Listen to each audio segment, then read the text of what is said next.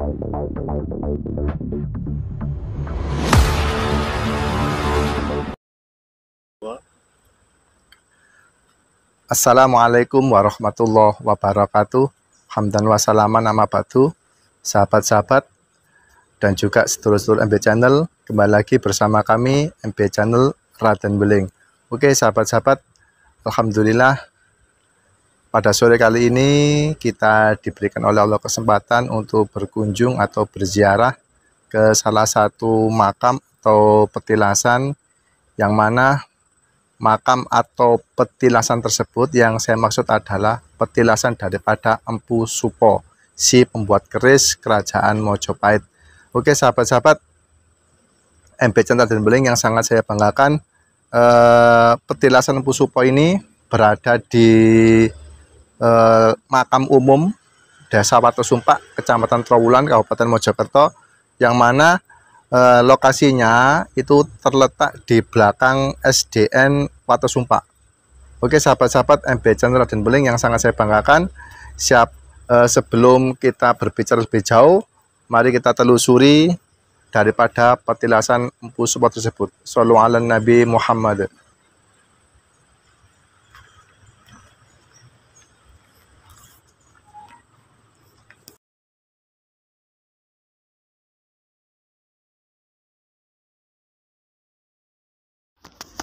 Oke sahabat-sahabat MB Channel Raden Beling yang sangat saya banggakan, kita sudah memasuki area petilasan daripada Empu Supo, yang mana petilasannya berada di bawah pohon jati yang telah mati, kayaknya itu mati. Tapi di sini kita juga bisa duduk santai atau santai-santai di apa ini, padepokan atau pendoponya daripada petilasan Empu Supo. Oke sahabat-sahabat, mari kita bertawasul dulu atau just kirim doa dulu kepada beliau. Mudah-mudahan beliau ini apa ya, mudah-mudahan kita semua ketularan barokahnya. Shallu ala Nabi Muhammad.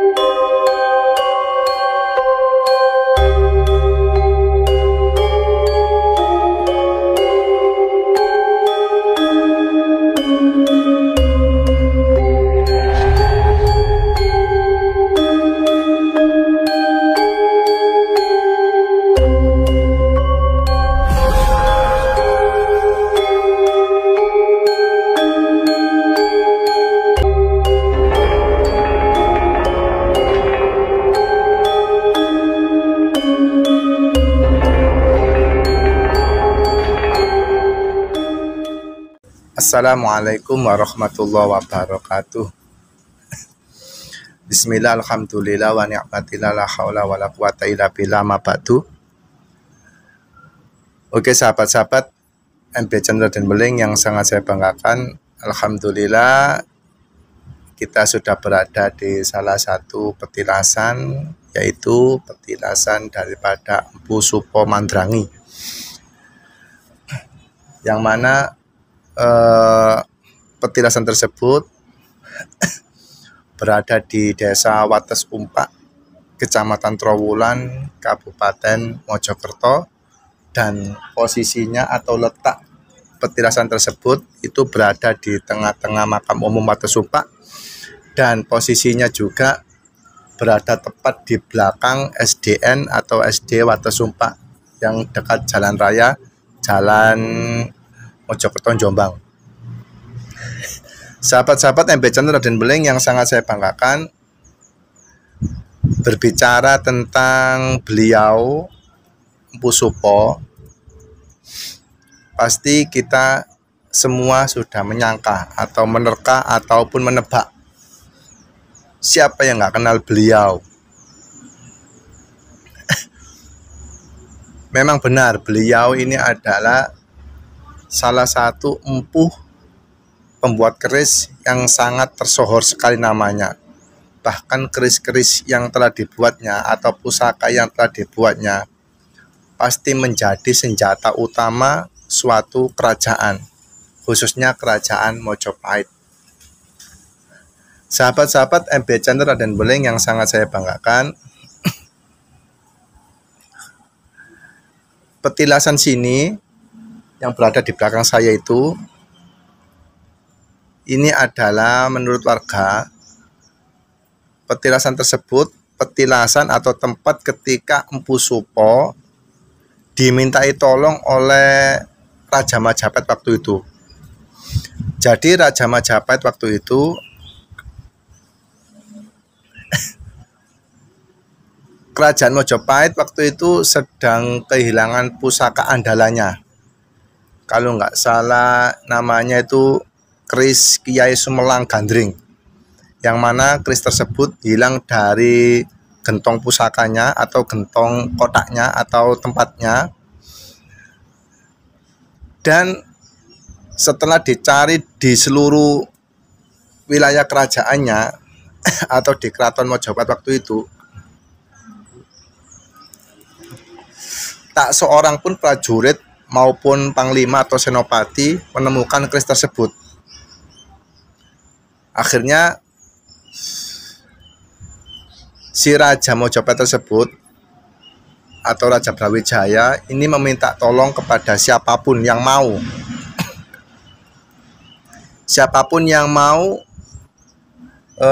mencarinya. Singkat cerita, akhirnya ada seorang pemuda, dia juga sudah dikenal di Mojopahit, yaitu seorang empu atau seorang pembuat keris yang namanya Empu Supo. Akhirnya Empu Supo dipanggil sama Prabu Brawijaya waktu itu, dimintai tolong untuk mencari di manakah pusaka atau keris Kiai Sumelang Gandring tersebut. Mendengar permintaan atau permohonan Prabu Brawijaya atau Raja Mojopahit, dia sempat bingung, sempat shock. Karena apa? Pencarian suatu keris itu tidaklah mudah. Nah, akan tetapi karena ini yang meminta seorang raja, apalagi kerajaan besar yaitu Kerajaan Mojopahit, akhirnya mau nggak mau beliau ini menyanggupinya.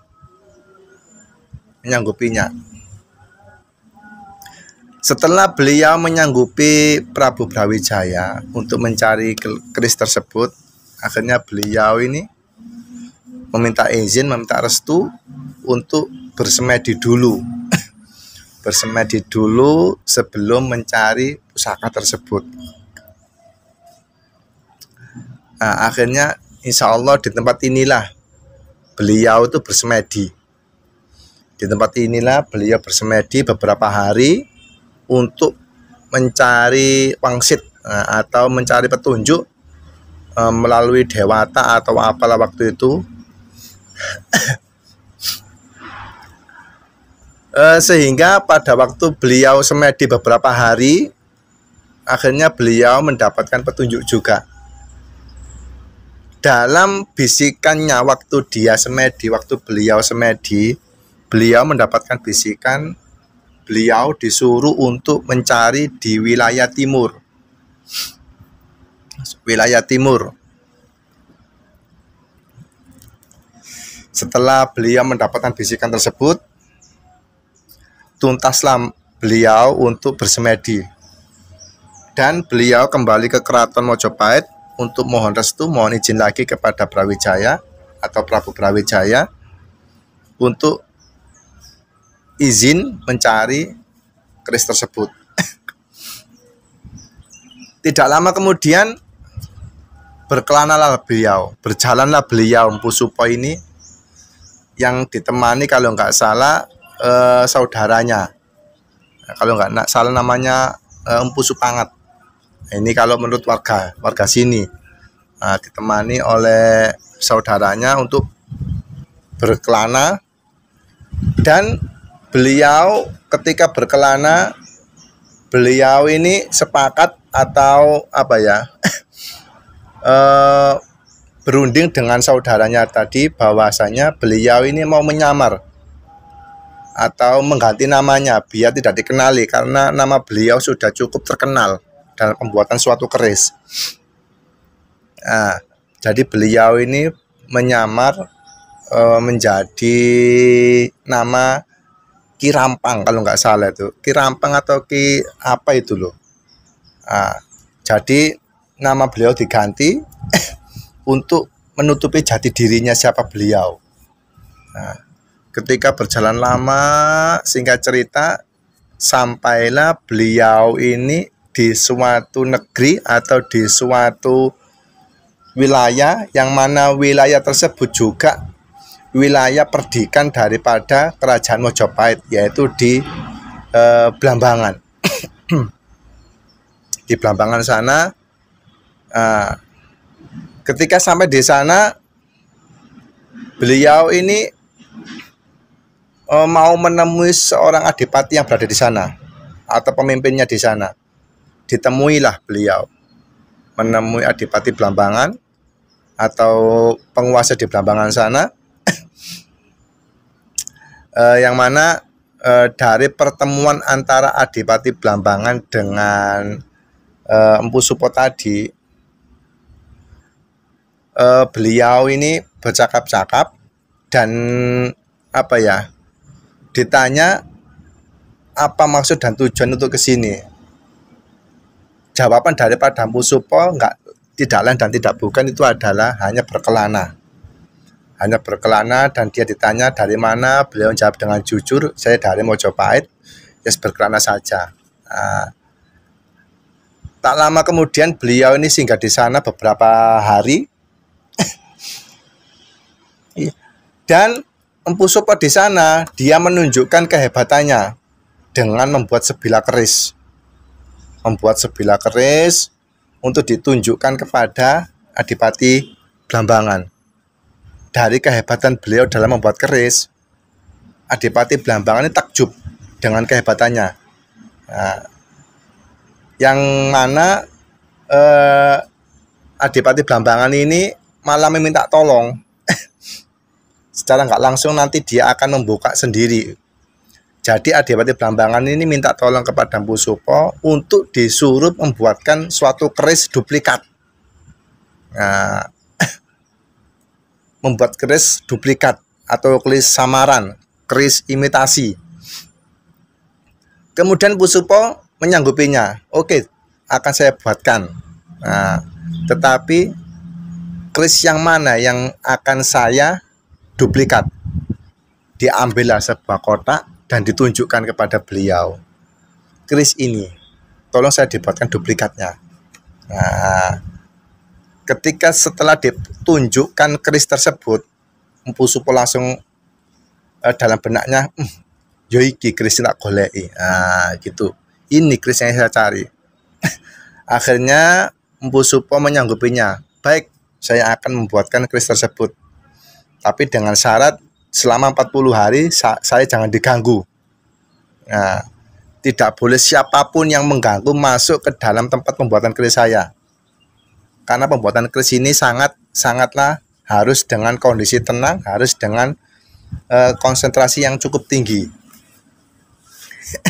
Akhirnya adipati Blambangan menyetujui permintaan daripada Empu Supo dan menyuruh prajurit Blambangan atau pengawal di Kadipaten Blambangan ini untuk penjagaan ketat, tidak boleh ada yang mengganggu. Ketika Empu Supo membuat keris tersebut, duplikat tersebut, beliau ini tidak hanya membuat satu, tapi membuat dua.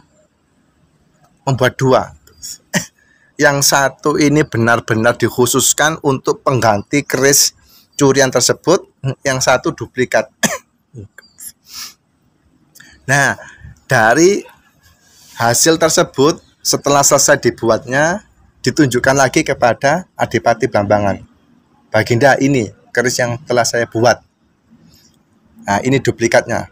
Akhirnya diambil lagi keris yang aslinya, dilihat. Ternyata memang benar-benar persis. Sama sekali. Nggak ada perbedaan sama sekali. Bahkan seorang raja pun atau seorang yang hebat dalam ilmu kanuragan tidak akan bisa mengetahui mana yang asli, mana yang palsu. Tetapi Mpu Supo sendiri sudah mengetahui mana yang asli, mana yang palsu, karena dia seorang empu. Nah, akhirnya dikasihkanlah keris duplikat tersebut.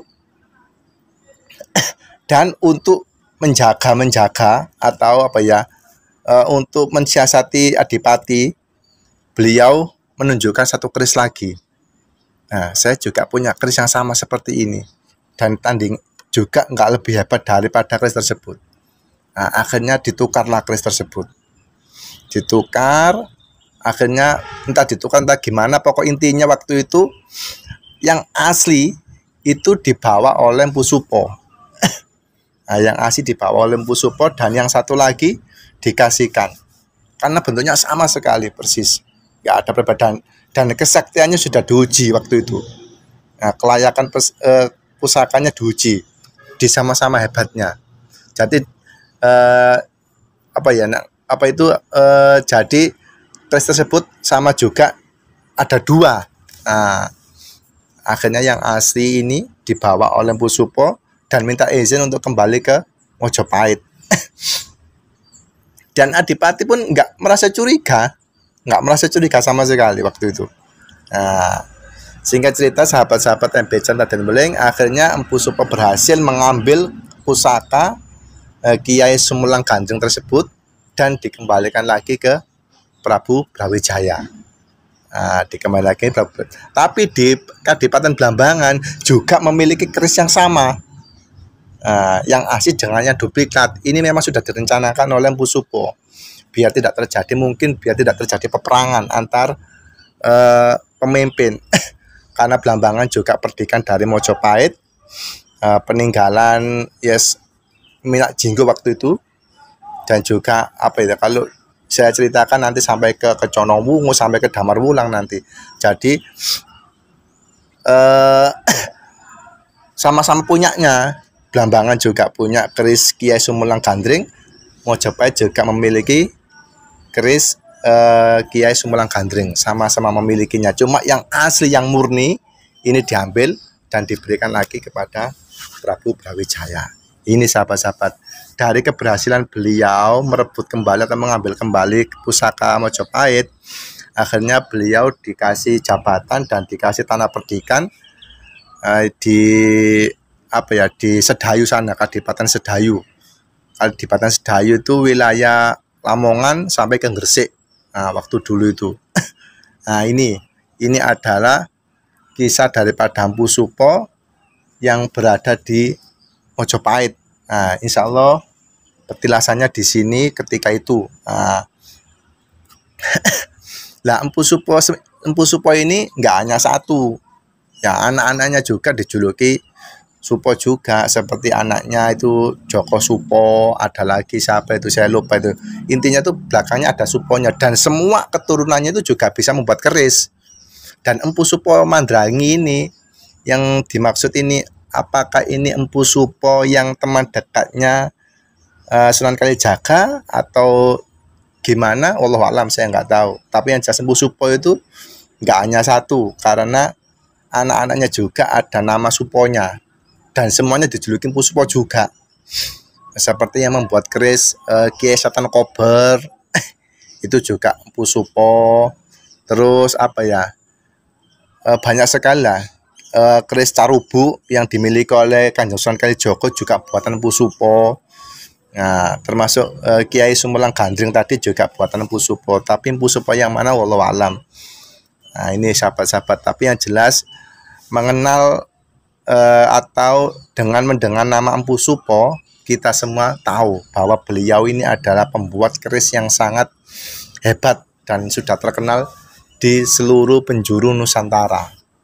Ini sahabat-sahabat MB Chan Raden Beling. Jadi itu adalah kisah daripada Mpu Supo yang mana petilasannya ini berada di Desa Watu Sumpak, Kecamatan Trawulan, Kabupaten Mojokerto.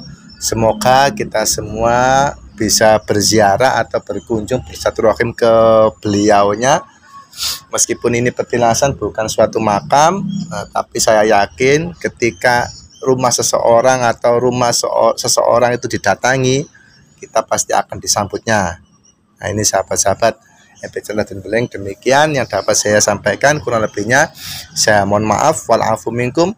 Wassalamualaikum warahmatullahi wabarakatuh. Shallu ala Nabi Muhammad.